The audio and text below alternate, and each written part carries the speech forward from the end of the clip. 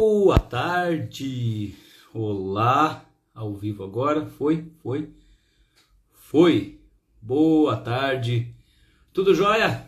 Estamos aqui então hoje, capítulo 33 de Uma Vida com Propósitos, vamos que vamos, aqui estamos aqui com esse livro maravilhoso. Buenas tardes, Irla Mirelli, Kellen Sabadin, Jane Mara Nava, boa tarde a todas vocês, tudo jóia? Vamos lá então, gente, capítulo 33, falando sobre serviço, né? Ainda na parte sobre questão de nós servirmos a Deus. Vou pegar aqui a página que começa, que é na página 292. O título é Como Agem os Verdadeiros Servos, né? Basicamente, ele vai falar que esse capítulo vai resumir um pouquinho a respeito da importância de nós pensarmos realmente em servir sem a intenção de nos autopromover. No próximo capítulo também ele explana um pouquinho mais sobre isso, mas aqui ele dá um panorama, né, de como deve ser a verdadeira ação de servir. Ele comenta aqui já na página 292. Deus determina a nossa grandeza pela quantidade de pessoas que servimos, não pela quantidade de pessoas que nos servem. Né? Geralmente na sociedade a gente pensa, nosso cara tem muitas pessoas que os está servindo, então isso quer dizer que essa pessoa é importante.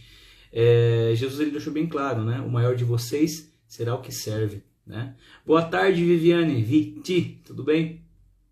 O maior será aquele que serve. Olha que legal, gente, os valores do reino de Deus são totalmente contrários aos que a gente vive na sociedade hoje, né? Totalmente diferente. Deus ele se importa com que a gente sirva aos outros, não que a gente venha para ser servido. Ele mesmo ele veio para servir e não para ser servido. Seguindo aqui, gente, vou ler uns trechos que eu grifei que achei interessante para a gente poder formar a ideia aqui desse capítulo, tá? Deus costuma testar o nosso coração, pedindo-nos que sirvamos em modalidades para as quais não fomos formados. Como eu comentei ontem, né? Foi acabar sendo professor de escola bíblica, sendo que eu não gostei daquilo. Mas interessante que ele fala assim, ó. Embora não seja dotado para uma tarefa em particular, você pode ser chamado a realizá-la, se ninguém mais com o talento em questão estiver por perto. Então a gente acaba tendo que fazer, né? A gente simplesmente vai e serve. Né? Não ficar esperando assim, não é da minha alçada. Fazer. Eu fui servir no Ministério Infantil porque o pastor falou, precisamos encarecidamente. Falei, cara, para alguém falar que está precisando encarecidamente, que precisa muito, né? Fui, aprendi, vi que realmente não era a minha praia, e depois outra pessoa com mais talento e capacidade assumiu, sem nenhum problema e sem nenhum ressentimento. Pelo contrário, foi um alívio. Porque não era a minha praia, eu estava sofrendo, estava complicado para mim, gente. Estava sofrendo, porque eu estava, né, no meu caso. Mas eu acredito que tem várias situações na nossa vida que as oportunidades surgem e nós temos que praticá-las, né? Nem que sejam pequenas coisas, não precisa ser uma grande coisa que seja especificamente da sua área, mas fazer aquilo que está ao seu alcance e que seja algo que sirva às outras pessoas. O mais importante é isso, servir às outras pessoas. Saludos desde Chile, Nicole Tsimi, T-S-I-M-Y. Nicole, olá, Nicolette. Não me acuerdo. Buenas tardes, saludos desde Brasil. Um abraço fuerte a Chile. Seguindo aqui, gente, na página 294, ele continua falando a respeito da importância do servo estar disposto sempre, né? E aqui, olha, quando Deus põe alguém em situação de necessidade bem à sua frente, ele está lhe dando a oportunidade de crescer como servo. E aí, seguindo aqui, você provavelmente terá apenas uma chance de auxiliar aquela pessoa, então aproveite a oportunidade. Quando aparece uma chance de servir, quando a gente se dispõe a servir, talvez aquela chance de a gente servir aquela pessoa nunca mais aconteça. Por isso que a gente tem que estar, de certa forma, ávido por servir, porque talvez seja uma chance de Deus colocar ali no nosso meio aquela pessoa e nunca mais a gente vai ver, para servir. E aí, gente, seguindo aí, Deus espera que você faça o que puder com o que tem, onde quer que esteja. Um serviço imperfeito é melhor do que a melhor das intenções. Deus ele quer que as pessoas simplesmente façam, ajam, sirvam. Não uma pessoa que fica falando, nossa, um dia eu vou servir. Não, mas olha, um dia, e fica alimentando aquele sentimento de uma hora eu vou servir, uma hora eu vou fazer. Deus ele quer ação. Ele quer serviço, a pessoa vai servir. É melhor uma pessoa fazer alguma coisa de maneira imperfeita do que a pessoa que fica cantando que um dia vai ser perfeita para servir. Né? Isso que o Rick está falando aqui, o Rick Warren. E aqui, gente, seguindo aqui, eu estou acelerando um pouquinho porque tem bastante coisa para falar.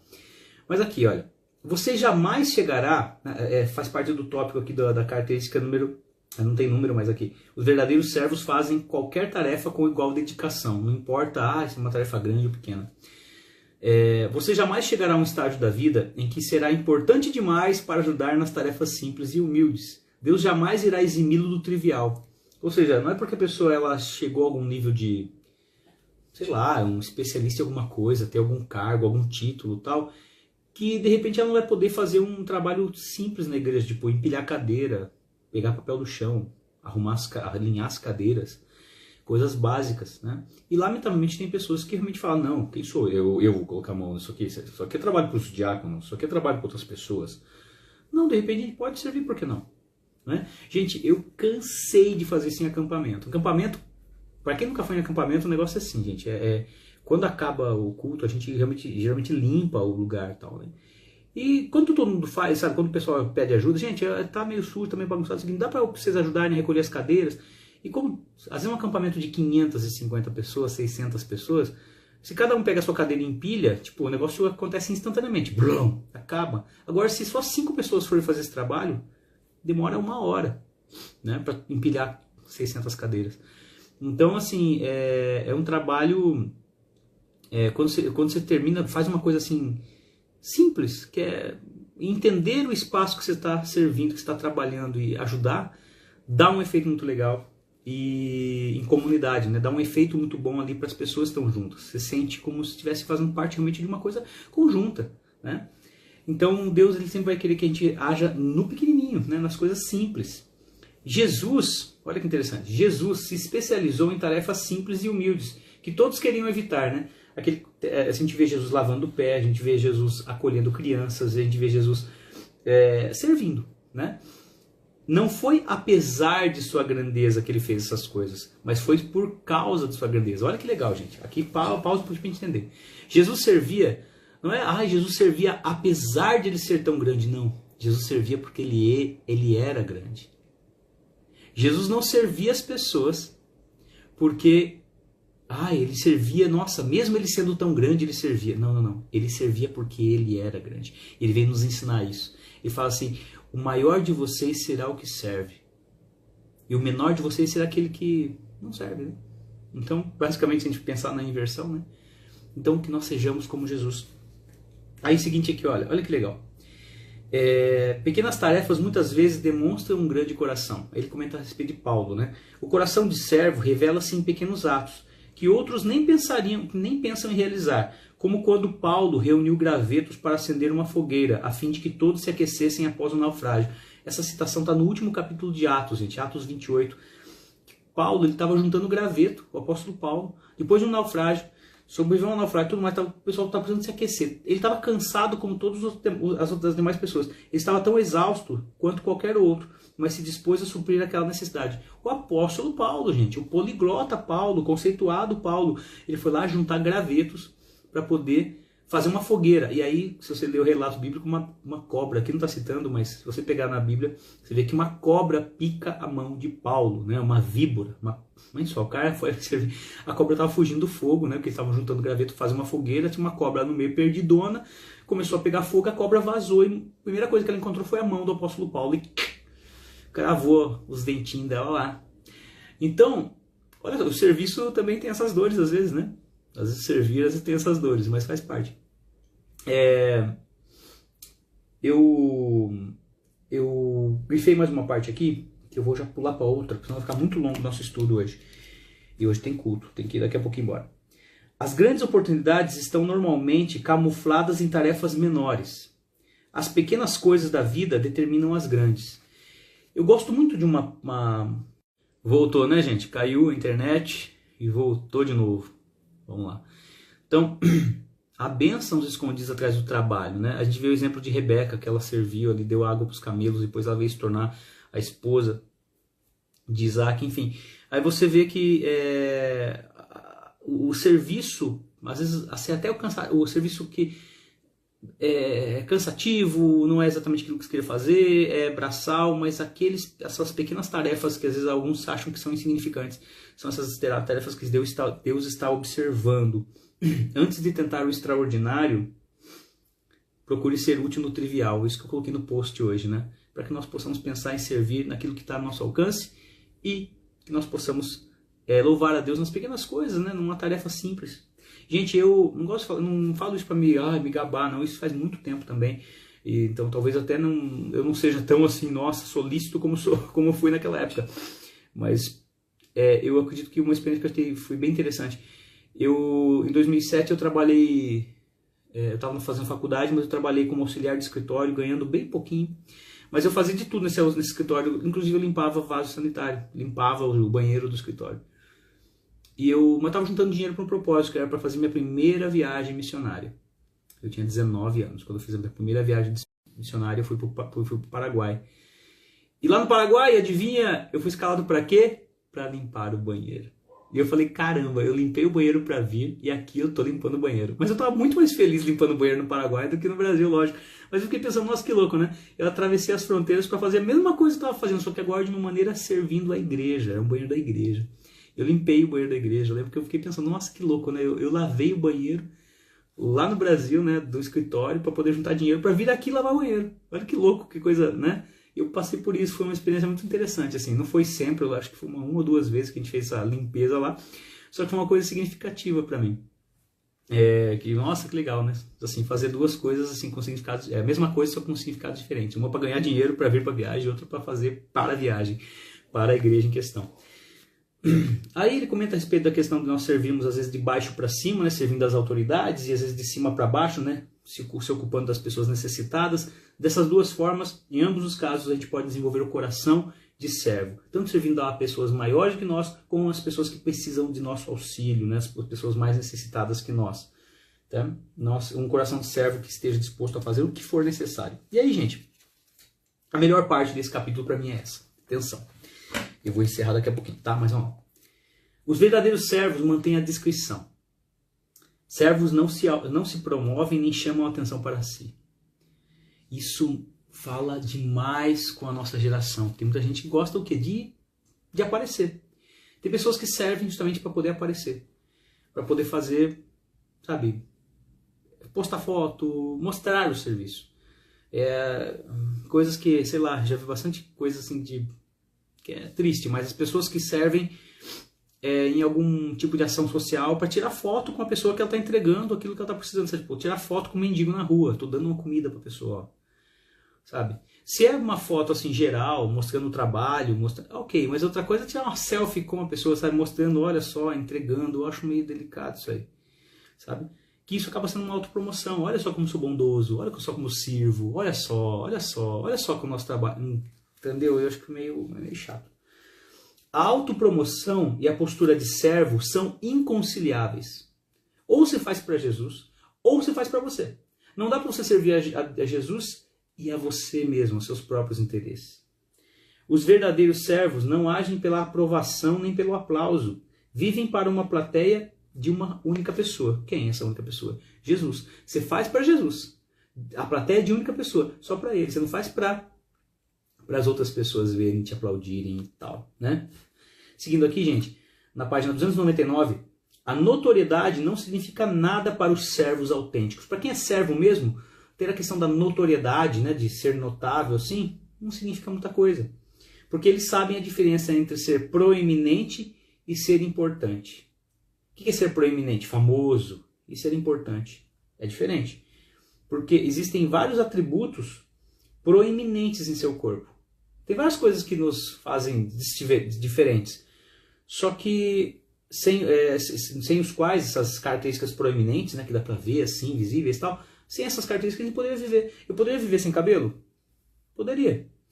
Eu poderia viver como minha mãe está vivendo sem cabelo agora, né? Por causa do tratamento da quimioterapia, está sem cabelo, ela está usando um turbantezinho. Faz diferença na vida dela? Somente na estética. O que é mais essencial? O que está por dentro. O que é realmente importante? O que está por dentro.